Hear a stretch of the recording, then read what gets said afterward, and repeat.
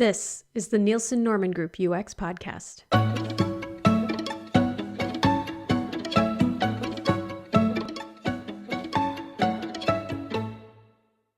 I'm Therese Fessenden. In today's episode, I got a chance to interview Kim Salazar. Kim is a senior UX specialist at NNG, and one of her areas of expertise is omnichannel customer experiences. We got into some of her research and discussed a number of topics.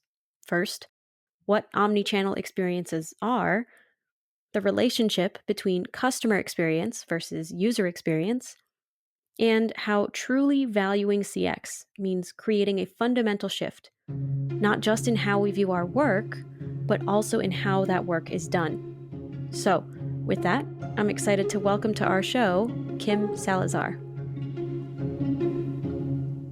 Just to kind of kick things off, you do a considerable amount of research into omnichannel experiences.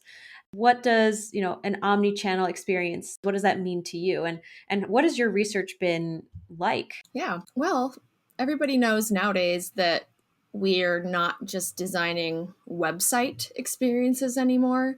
That went by the wayside years ago, and we know that people interact with organizations on many different channels. So that means websites, of course, mobile applications, tablet applications, kiosks, email, text messages, all of these different ways, which are called channels to interact with organizations, which leads us to that term omnichannel. That prefix omni is actually Latin for all. So it's like all the channels in which people can interact. So the experience that users have as they move across all these channels in order to complete an activity with the organization, that's what's called the omnichannel experience. So for example, if you were to interact like with an e-commerce website, you might start that customer journey on your smartphone. For example, maybe you clicked on an ad through social media that brought you into their website. Maybe you come back later and buy on your desktop. You receive an email confirmation, perhaps, then you get that product that you ordered. Maybe you decide to return it. It's not working for you. So you have to log back on another channel. And then, maybe when it is received by the retailer, you get a text. So that single goal, ordering that product and sending it back, that is a customer journey. And it takes place on all different types of channels and ways for us to interact with organizations. That makes sense. And it's also a bit intimidating to think about how one might unify all of these different channels. And also, how do you even research like that type of cross channel experience? Do you kind of watch people use one of the channels, or do you typically like stick around for a longer period of time? What do you typically do? Well, it's not quite as straightforward as the typical user research that we might do in a lab setting, where we're probably mostly interested in a single digital interaction and we bring people in and watch them use it. Of course, we have to think beyond this and try to understand the entire journey.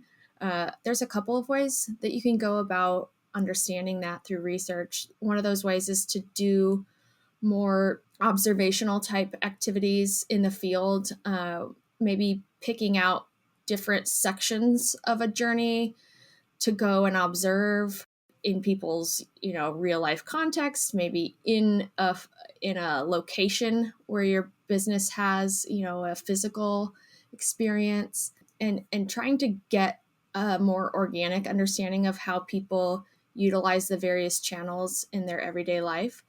One other way that I really like to understand customer journeys is through a research methodology called diary studies. And this methodology is great because it's really what it sounds like. It's a way to try to keep kind of an ongoing diary of how the experience unfolds from one interaction to the next until they reach the end.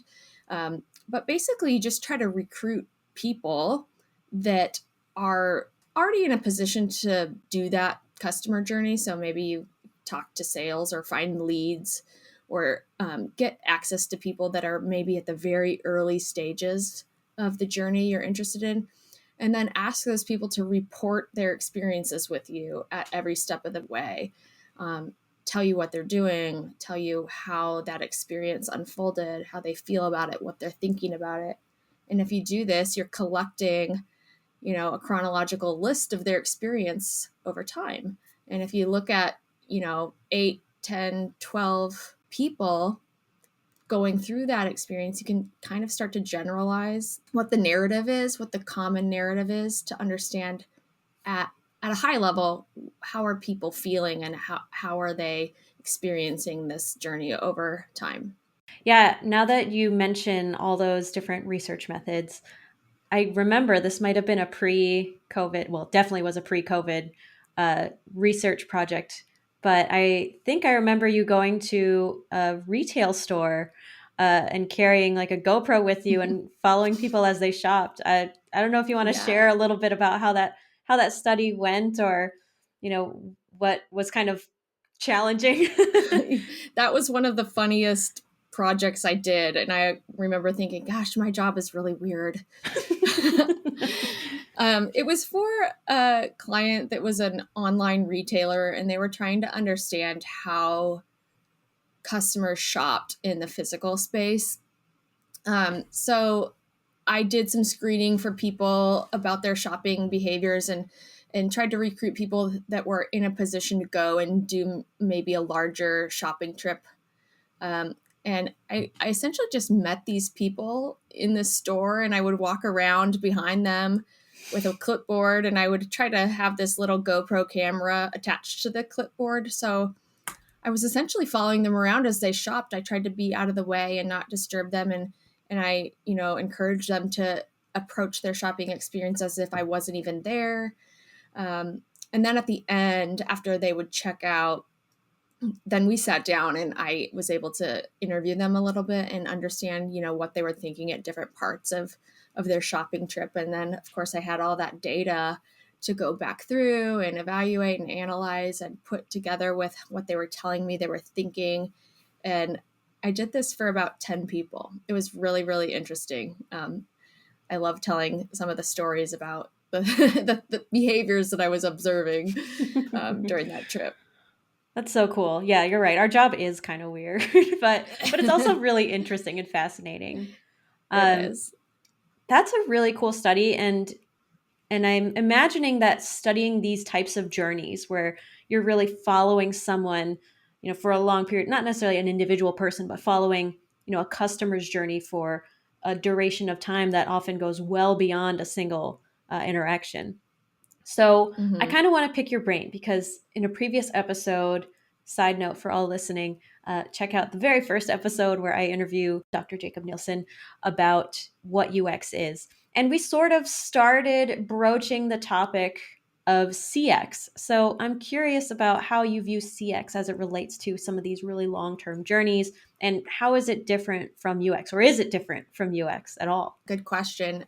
So this can be a bit, there's no lack of terminology in our field. It's really just a matter of different words for similar concepts. The difference between CX and UX is meant really to communicate the scope of the experience. Although UX originally, when it was coined by Don Norman, one of our founders, it was intended to describe any type of experience that a user or a customer could have with an organization or brand, no matter how big or small it was. But over time, as UX evolved and matured, uh, the the focus of it really came to mean more, single interaction digital experiences, really focusing on interface design and such. So UX has kind of taken a more targeted meaning. Um, and now, in contrast to that, the word CX is what is commonly used to refer to the broader scopes of experience. So the journey, like we were talking about, not just one interaction, but a whole set of related interactions that take place as part of a single goal. And even larger than that, a lot of times customers are going to have a lot of journeys over time. So if I've been a customer of the same mobile phone provider for 10 years, I even have larger than a journey experience. I have a customer experience as a whole. It's that brand experience you have with a company over time. So it seems like it's a collection of journeys, like not just a single user journey, kind of even higher level than that. If we were to kind of like zoom out, or in our journey mapping class, we often talk about the scope and how you have like your paper Yeah. plane scope, which is like super low level. You can kind of see everyone's desks or whatever. And then you go up to like a 747 airplane and you're not going to see notes. You're not even going to see buildings. Like you kind of zoom out Mm-hmm. to that very, very high level where you can see many, many more interactions within journeys and many, many more journeys as a result. Right. Okay. There's more to having a great customer experience than having great interaction experiences. It's beyond just having good UX at that interaction or that digital level, but when they all come together and people are moving through those channel experiences as they complete their activities, the accumulative experience is really important. So, is it consistent? How much effort is required for someone to go from the website to the physical space, if that's a required transition. So it's designing that journey experience as a whole and making sure the different interactions fit together really well. And then if you go larger than that, we want to make sure that our journey experiences are consistent with other journey experiences through our organization, no matter what somebody's doing to interact with us. Yeah, for sure. So CX would basically be this collection of journeys, which themselves are the result of lots of actions, collective actions from many, many Mm-hmm. different people in an organization. So I imagine, especially as you get into the highest levels of like the customer life cycle, that this can involve thousands of people in an organization easily. um, Exactly. so Yeah. yeah, how do we think about CX then, kind of these really, really high level overarching narratives, and how can we think of it in a way that helps us be accountable and also not lose our minds thinking about the thousands of people who are individually contributing to this? What would be your advice for understanding where we play a role in CX and influencing CX? Yeah. So even when we just define what CX is and we say the sky is really the limit, the scope of this is really large, it can be overwhelming. As you can imagine, giving customers a great experience as they interact across channels and over time, it requires employees to coordinate with each other in new ways. Unfortunately, a lot of organizations right now aren't really built in a way that allows coordination across departments and teams. Hmm. So this creates a lot of fragmentation in our customer experiences. Everybody has probably worked in a company where different silos of responsibility existed, where maybe sales and marketing are off in their own little land, and then we've got product teams and we've got customer support, and everybody's sort of focused on their own section of the experience. Hmm. That starts to become a challenge when we're talking about everything needing to be connected and designed in a cohesive way across all these different interactions with us. Um, so I've been researching this problem, and I wrote a report recently that's on our website. It's called Operationalizing CX, and then we also have a class called CX Transformation. Um, Both of these are meant to walk people through and give companies a guide as to how to approach CX transformation, which is essentially the process of trying to position the organization in a way that it's capable of collaborating and creating cohesive customer journeys. So, both the class and the report are highlighting a framework that we've developed to improve the delivery of these omni-channel customer experiences. So, just to give you a little more detail on that framework, it really breaks down the different areas within the organization where change needs to happen. So, starting with, the overall vision of what we're trying to deliver our customers, making sure that customers are at the center of that, and there's a strategy put in place by leadership to make the internal operational changes to be able to deliver on that vision. There's going to be changes in the employee structures, maybe bringing on new roles, connecting different teams in new ways to aid in that cross-functional collaboration. We'll have operational changes. It's all about embedding CX in the way we work. So part of that is going to be changing the way work is prioritized and how it moves through teams. And then, of course, technology is the final one. A lot of customer experience nowadays, especially when we're trying to connect things across channels and devices, requires the organization to have a really mature technical infrastructure to support that. We also give specifics about the types of changes that need to take place across these different areas in the organization. So, for example, investing in culture change initiatives, trying to help all the employees within the organization understand the value of CX. It'll include things like the development of those new operational procedures, and then the investment into maybe integrating the disparate backend systems that exist in organizations and creating a single source of customer data, which then opens the door for some of the critical experience improvements that need to be made. So just to sum it all up, you asked me, how do we make sure we don't lose our minds? We do I lose our think minds, I take it. No, I'm just kidding. yeah, I think that the focus is, focus on kind of laying the foundation to create the right ecosystem and standards for collaboration, and make sure that the various channel owners and the people that have ownership over different phases of the journey are working together and creating a single experience rather than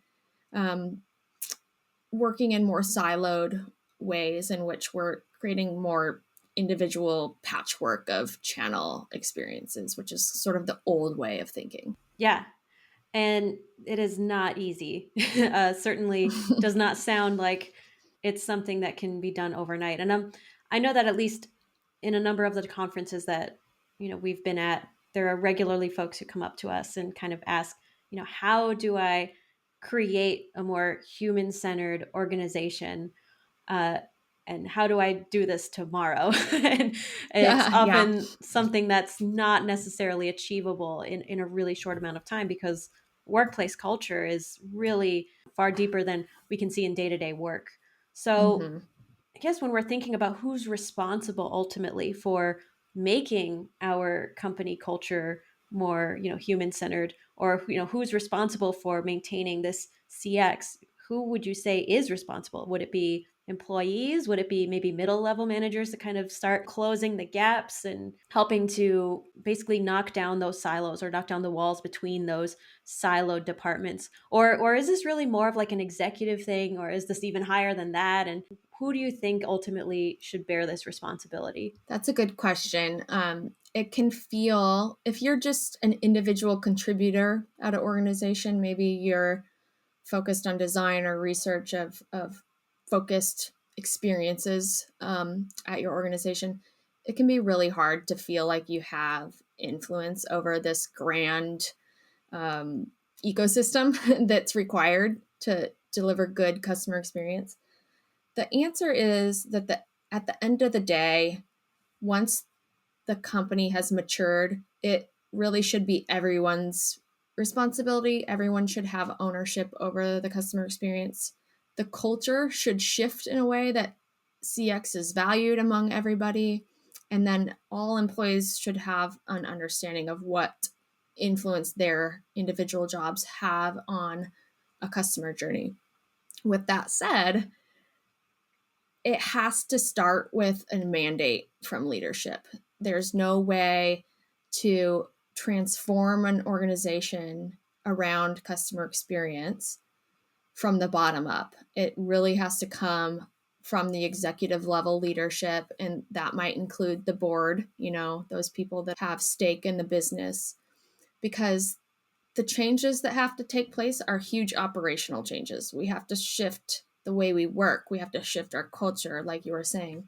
And the decisions that have to be made to make that happen, they come from the top. So your C-level executive stakeholders have to be the ones that decide to take on this challenge and make investments and changes to, like you say, resolve some of these issues that exist, like the siloed working structures and the disparate data structures.